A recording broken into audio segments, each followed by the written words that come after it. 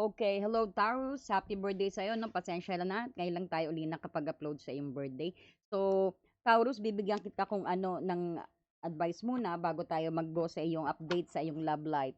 So, pahingi naman po ng life and hike diyan at marami pong salamat sa patuloy na sumusuporta sa Happy Angel Reading. Mga Taurus kong mga member, thank you rin po sa patuloy na pag-support. Ayan, sabi sa'yo Taurus 'no, ang ang gustong ipaalam sa'yo ng iyong soul 'no, ng ating spirit guide din, does your life have a room for more pleasure and play? Baka masyado kang, workaholic 'no? So, parang have time for yourself daw ang sabi. So, pinapaalala ng souls mo 'yan sa'yo na you need to make fun, you need to be playful daw Taurus. And ito ang sabi, mensahe sa'yo, no? In what area are you lacking pleasure right now? So maybe in a certain relationship or with work.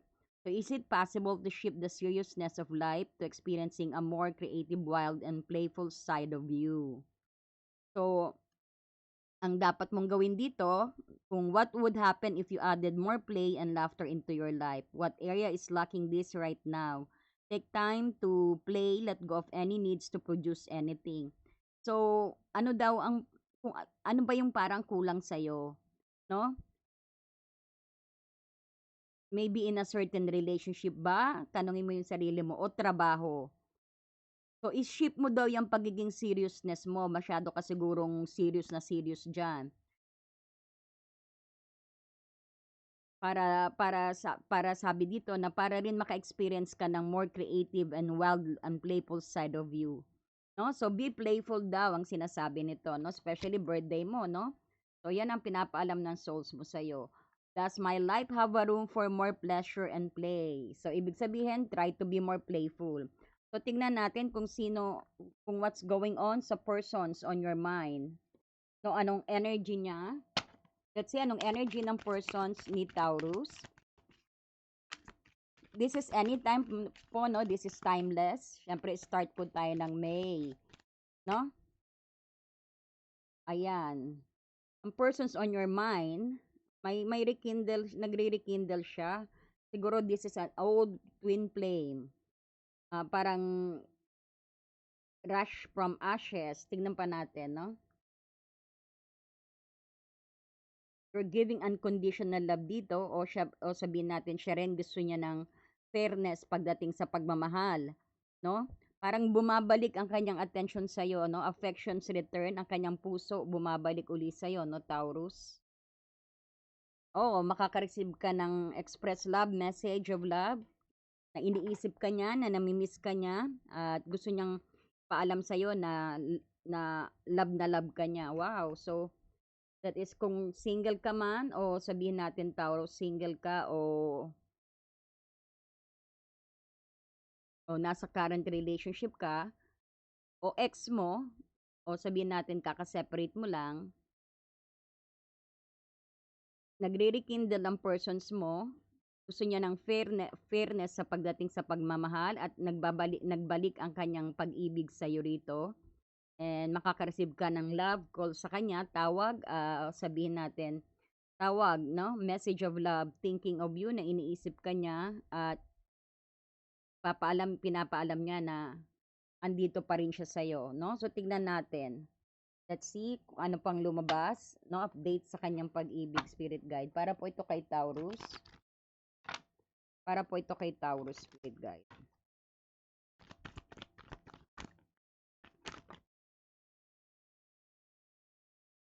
Magsak lahat.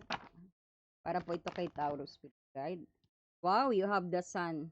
This is clarity. This is, sabihin natin, clean slate, no? Meron enlightenment tayo nakikita rito. This is happiness. This is innocence, no? Ang the sun. So, mamaya ano natin? Tell us more, spirit guide. Justice. You might be dealing with Libra and Leo, Taurus. So, this is about finding the truth then, no? Ito yung finding the truth. And this is what you reap, what you sow na energy. Parang may justice dito. Meron parang may nakikita tayo ditong mga legal papers, legal works, or sabihin natin the justice is in your favor, no? Magkakaroon ka ng justice, Taurus, sa taong ito, o sabihin natin sa persons na 'to. Oh, your Prince Charming is coming. Someone is offering you love. Baka ito na nga yung nagre-rekindle na baka may message ka niya, no? Na mag-offer siya ng love o baka invite ka. Tell us more what's come. Medyo may nakikita tayo ditong Ten of Swords. Talagang something has ended already. Nag-end at nagiging very defensive. Medyo ginagardan niya ang persons mo, medyo ginagardan niya ang puso niya o ikaw ginagardan mo. Pero very resilient ka rito. Ang energy po can shift, no, Taurus? But you're very so resilient dito. Maski pagod ka, lumalaban ka pa rin. No? What else is coming kay Taurus, Spirit Guide? Page of Pentacles. Ito yung making some tangible relationship. Parang gusto niya uling magsimula ng relationship sa'yo ng isang matatag kahit mabagal ang dating. No? Someone wants to get back to you. Tell us more. Yan. Someone also here is wanted to move on sa very harmonious relationship o gusto niya ng harmonious relationship with you. Kagaya ng sinabi natin dito, na ang affections nag-return ang ano niya, parang nakita niya ang value mo, no? And Taurus, nakita din natin dito na may actions talaga siyang gagawin. Nakita niya another spark sa inyo. Siguro kinompare ka sa ex mo, no? Sa ex niya. O kino-compare ka sa mga naka-relationship niya. And he finds something, nagkaroon siya ng kaliwanagan na he value you, na he worth you, Taurus, dito. No? Kaya parating siya sa'yo. Ito yung sinasabi natin, why the energy is very balanced sa'yo dito, no? Kasi kung anong binigay mo sa relationship na to, dito sa relationship na to, kung anong energy ang ininvest mo rito sa relationship na to, magiging fair. Ibig sabihin, babalik din sa'yo ng ganun din, no? The discard is what you see, what you reap is what you, kung nag-invest ka ng napakaganda sa relationship na to, sa persons na yan, on your mind, sabihin, maganda rin. Pero nakita natin, mag-offer din siya ng love sa'yo, which is the Knight of Cups dito. You might be dealing also with water sign, any water sign. Talagang may nag-close na cycle, no? Ibig sabihin, siguro ito rin yung para magkaroon kayo ng rebirth o bagong simula na hindi na mauulit ang hirap ng inyong, nasa turmoil kayo dati, ang relationship ninyo, talagang nag-separate kayo o nasa turmoil, baka maaring magbalik siya, pero bago siya magbalik, talagang makaka-receive ka ng, rito, message of love. Para nakita natin, napakagulo ng inyong nakaraan, no? At parang nakakapagod ang inyong nakaraan. Siguro away batig kayo, batig galit, no? Tapos magi-start uli. Mauulit at mauulit ang cycle niyan, Taurus, no? Kapag hindi nyo pinutol ang pattern. So nakikita din natin sa persons na parang gusto niya ng panibagong spark sa iyo. This is excitement, passionate energy ang ibibigay niya sa next na pagkikita ninyo. Tell us more. Ayan. Ang Knight of Pentacles, sabihin natin, siguro ang timing ng inyong love life, o sabihin natin ang pagdating niya, no? Very romantic. Very romantic ang dating niya sa'yo, or pag this is a new persons din. Bago, ang pagdating niya, very romantic, pero medyo matagal.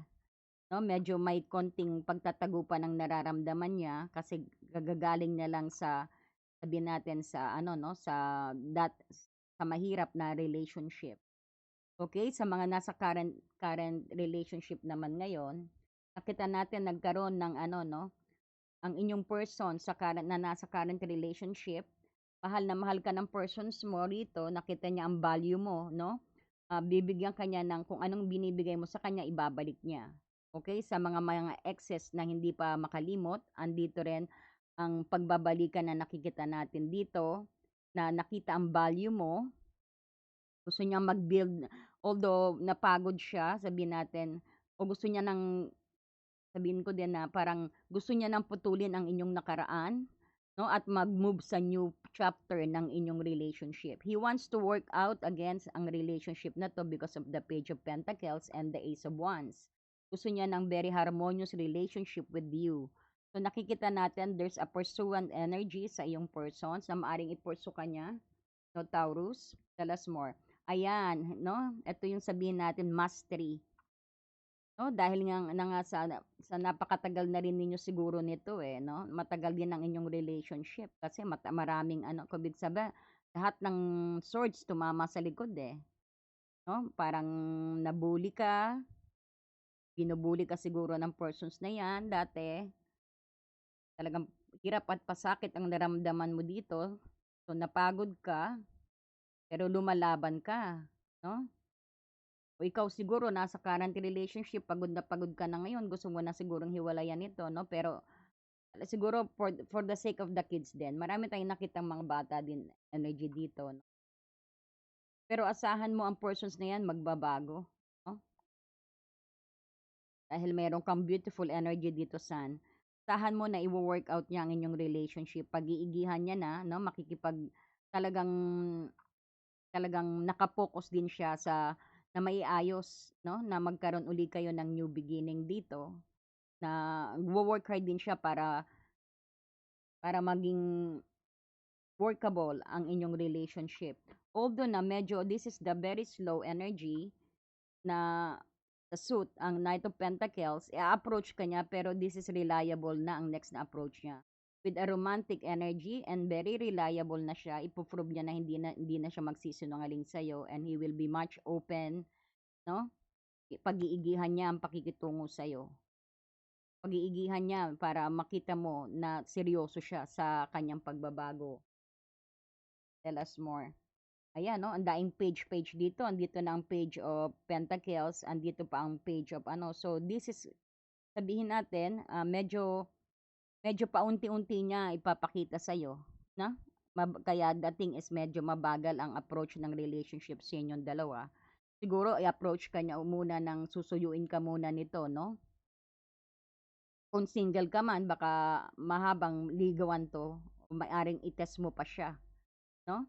So, meron tayo ditong page.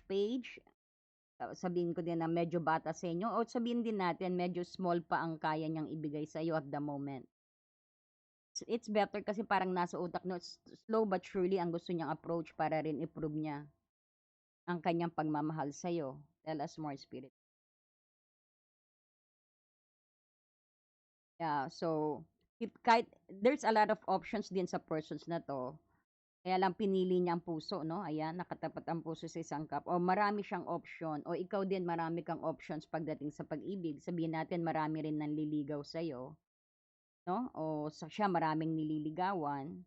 Babae ka man o lalaki, Taurus, no? This is all sex. So, tignan pa natin ang mensahe ng spirit guide sa sa'yo pagdating sa iyong pag-ibig, Taurus. Ang nakikita kong sign dito, no? Justice is Libra and then the sun that is Leo energy.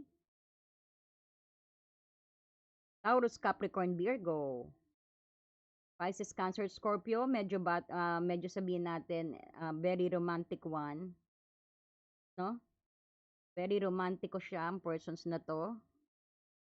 Nakita natin is he wants to redo it again sa iyo. He wants to work out things with you because of the Page of Pentacles na merong halong hard work, no? Medyo mabagal ang timing ng inyong relationship but ito yung magiging pulido na relationship na isang matatag at pulidong relationship.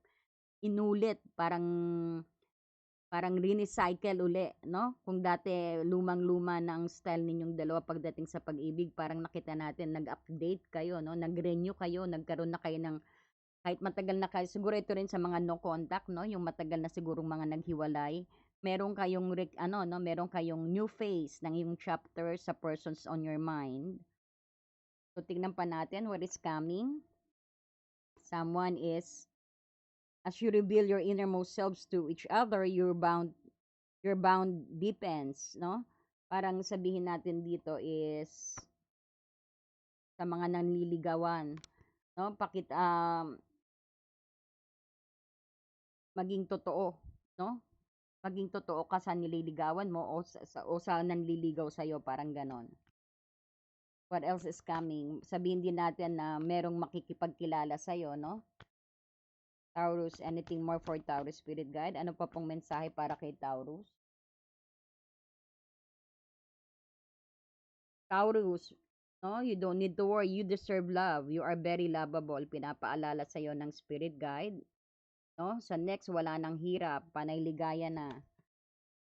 Kita natin, marami rin nanliligaw sa'yo, o marami rin nagkakagusto sa'yo. Kaya lang parang naka-close ang iyong isipan, no? Sa isang tao. What else is coming, Spirit Guide? Someone is very interested with you. Forgiving and learning. Ito rin yung sinasabi, no? So, para magkaroon kayo ng new chapter, kailangan ng forgiving and learning, no? So, but you need to release and heal the past energy and move on, kagaya ng ginagawa ng Six of Swords dito. May nakikita din ako magre-relocate para maging sa isang mas maayos na lugar, o siguro this is the start ninyo, baka yayain ka rin na lumipat ng bahay, na magsama na kayo, no? To be in a mas harmonious na lugar. Baka parang nakakaapekto rin ang espasyo ninyo sa relationship ninyo dati, no? Kita natin marami siguro ring taong involved. Andito ang forgiving and learning na sinasabi sa'yo, no? As you release and heal the past, you experience more love in your present moment, no? So, try to let go sa mga hindi pa rin maka-move on sa dating Taurus, sa isang ex, no? Kung gusto mo ng bagong pag-ibig, darating yan sa'yo, o aantayin mo ang persons na kung babalik man siya, no? Mas lalong mapapabilis ang pagbalik ng persons na to kung ile-let go mo na yung past, yung wag mo siya i-chase, no? Just kumbaga, let go mo na rin yung last na argumento ninyo, no? Parang give this person a chance din. Maari rin na kung nag-aantay ka ng bagong pag-ibig, ang mensahe pa rin sa'yo, let go of the past at i-heal mo ang past na yan para magkaroon ng espasyo sa bagong taong darating sa, no? Kapag nag-work on ang inyong relationship, tingnan naman natin. Pag any message more, makakakuha ka ng ang pagdating ng person's timing, no? Makakakuha ka ng siguro mga sign from the universe. At important number ito, baka twin flame mo ang dumating sa'yo.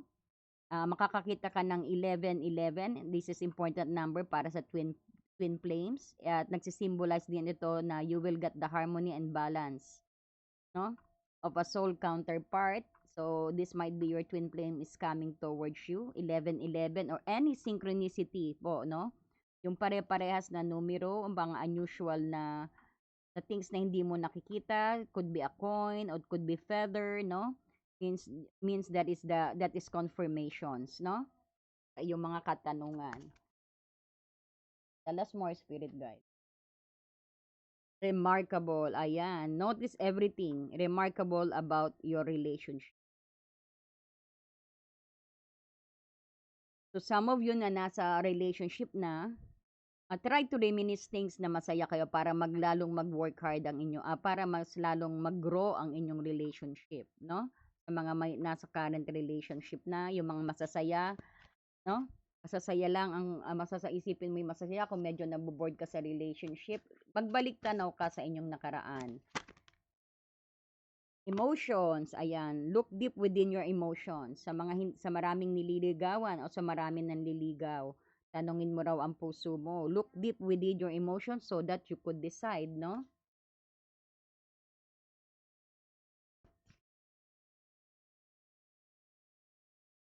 Guilt. Don't let guilt get into the way of your happiness, in the way of your happiness. So, let go mo na nga apas. Talagang some of you pa is parang nakaano pa rin, no? Parang nagigilty. Baka ikaw nga ang nakipaglayo dito, ikaw ang nag-sabotage ng relationship na to. Ngayon gusto mo siyang bumalik sa'yo, Taurus, and you wanted him to no? So, wag mo nang sisihin ang sarili mo. We cannot bring back the past. All we know is we could learn from the past, no? So, 'wag mong hayaan na panay guilt ka rin sa inyong sa na naapektuhan ang iyong happiness. Kaya ito sabihin mo, kaya ikaw siguro nakabadbad ka sa trabaho 'no, hindi mo na, kumbaga wala ka ng time, hindi ka na nakikipag-date siguro, close door mo na rin ang puso mo siguro, Taurus. Kaya pinapaalala sa'yo, "Does my life" tanong ng soul mo sa'yo, parang gusto ng playfulness energy para sa'yo 'no?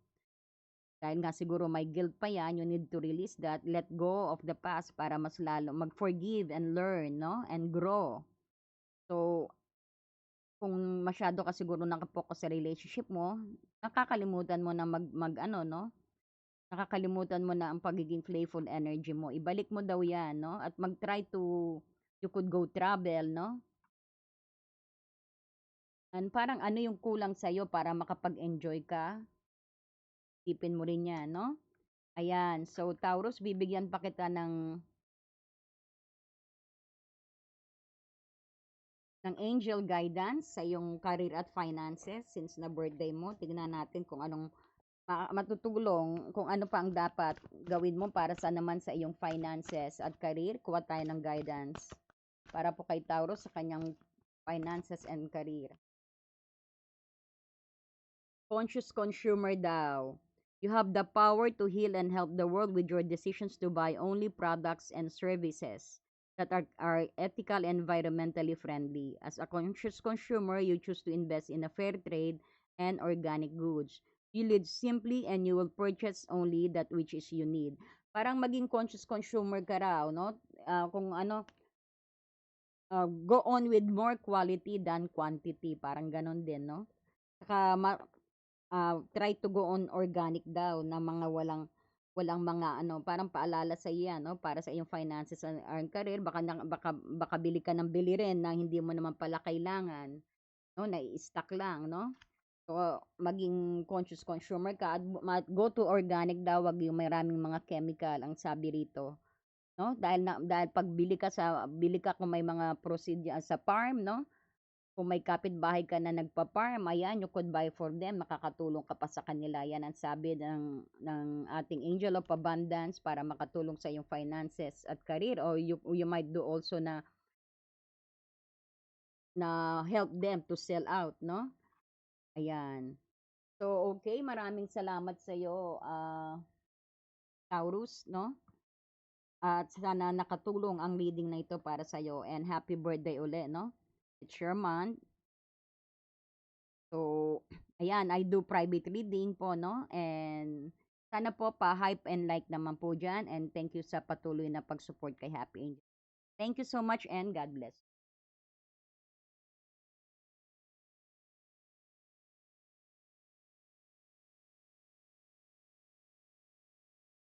Dear friend, have you ever felt so stuck, hurt, or hopeless that you knew something had to change, but you didn't know how things would work out? A time when you could have really used more insight and guidance, or at least a new way to nurture yourself and bring a little more peace into your life. We all struggle with our own issues, self-defeating patterns, and conditioning, all of which color our views of ourselves and the world, whether we're aware of it or not. Add in the chaos of modern life, and it makes sense that you might not know what to do, where to turn, or even what's holding you back. But what if you had a tool that could help you not only relieve stress and anxiety, but also help you focus on self-care and get clear on what blocks your way to living the life you truly want and deserve? In HAR, everything will be revealed to you. In HAR, you will be inspired, enlightened and empowered. Mahal kong kaibigan, naranasan mo na bang mapagod, nasaktan, o nawalan ng pag-asa na alam mong may kailangang baguhin, ngunit hindi mo alam kung paano mangyayari ang... Dear friend, have you ever felt so stuck, hurt, or hopeless that you knew something had to change, but you didn't know how things would work out? A time when you could have really used more insight and guidance, or at least a new way to nurture yourself and bring a little more peace into your life. We all struggle with our own issues, self-defeating patterns, and conditioning, all of which